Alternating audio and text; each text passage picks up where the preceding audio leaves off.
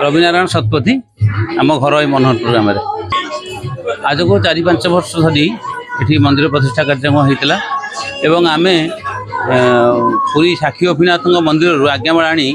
एठारे मंदिर प्रतिष्ठा करूँ मंदिर प्रतिष्ठा कलापर से आम राधाराणी अपार करुणारू आम राधापाद दर्शन उत्सव ये कर आखपाख अंचल लोक मैंने भक्त मान बहुत ये समागम हुए समस्त श्रद्धा अच्छी सदिच्छा अच्छी समस्ते भक्त मैंने ये आसी बहुत अनुग्रहित हुए विभू लाभ करते। आज आयोजन हो सका आमर मंगल आलती एवं ठाकुर माजना सरला माँ माजना सरलापर ये आमर बेशकांति हुए बेशकांति है सका 5टा 5:30 बेलू पहुड़ खोले एवं दिव्य आलती हुए आलती हो सारापर सर्वसाधारण दर्शन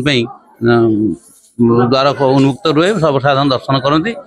मध्याह्न धूप हम पहड़ हम पहड़ है पुणी संध्या धूप अच्छी संध्या धूप पर बहुत जनसमागम हुए भजन कार्यक्रम जहाँ अच्छी भजन कार्यक्रम अच्छी राति गोटे महा आलती हुए जो महा आलती दिव्य आलती हुए से आलती बहुत जनसमागम हुए राति 11टा पाखापाखि जाए पहुड़ हुए और संध्यार गीत गोविंद और प्रातरे गीत गोविंद पढ़ा जाए। मनोहरपुर मन चार्लता शतपथी मुझे सबुदिन मंदिर को आसे बहुत जहाँ मनस्कामना मोर पूर्ण होती आज राधा देवी पाद दर्शन तेणु आज पाद दर्शन करने द्वारा मनुष्य पुण्य फल मिलता है तेणु आज राधा का पाद दर्शन करने कृष्णप्रिया शतपथी यही मनोहरपुर आज